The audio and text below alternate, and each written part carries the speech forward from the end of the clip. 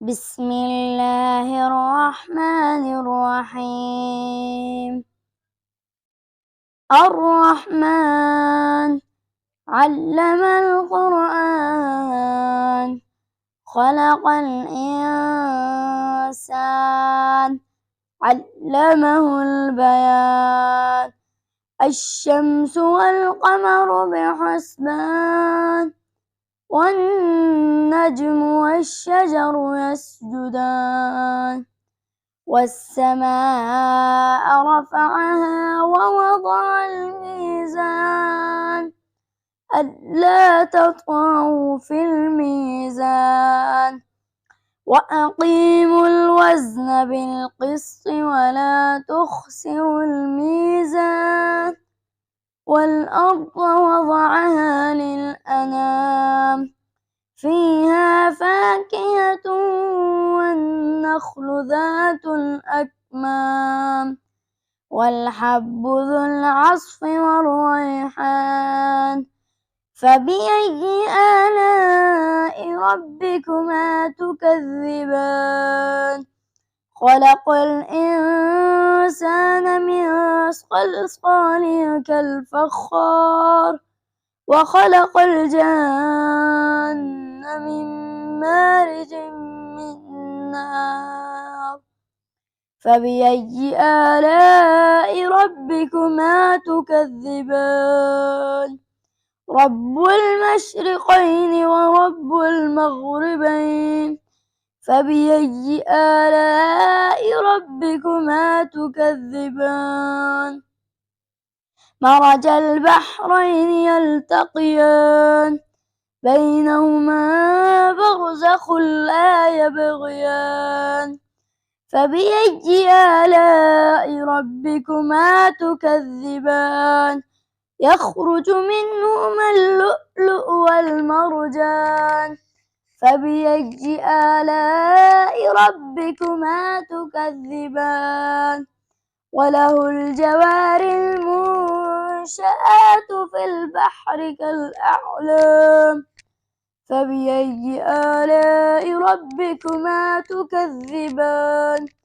كل من عليها فان، ويبقى وجه ربك ذو الجلال والإكرام. فبأي آلاء ربكما تكذبان؟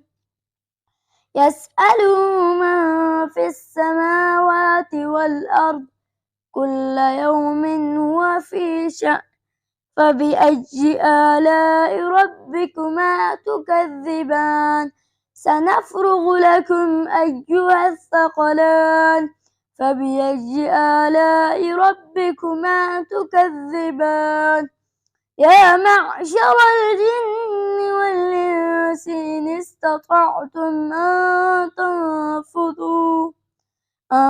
تنفذوا من أقطار السماوات والأرض فانفذوا، لا تنفذون إلا بسلطان.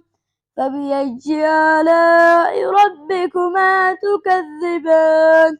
يرسل عليكما شواظ من نار ونحاس فلا تنتصران. فبأي آلاء ربكما تكذبان؟ فإذا انشقت السماء فكانت وردة كالدهان. فبأي آلاء ربكما تكذبان؟ فيومئذ لا يسأل عن ذنبه إنس ولا جان. فبأي آلاء ربكما تكذبان؟ يعرف المجرمون بسيماهم فيؤخذ بالنواصي والأقدام. فبأي آلاء ربكما تكذبان؟ هذه جهنم التي يكذب بها المجرمون، يطوفون بينها وبين حميم آن. فبأي آلاء ربكما تكذبان ولمن خاف مقام ربه جنتان فبأي آلاء ربكما تكذبان ذواتا أفنان فبأي آلاء ربكما تكذبان فيهما عينان تجريان فبأي آلاء ربكما تكذبان فيهما من كل فاكهة زوجان فبأي آلاء ربكما تكذبان متكئين على فرش بطائنها من استبرق وجنى الجنتين دان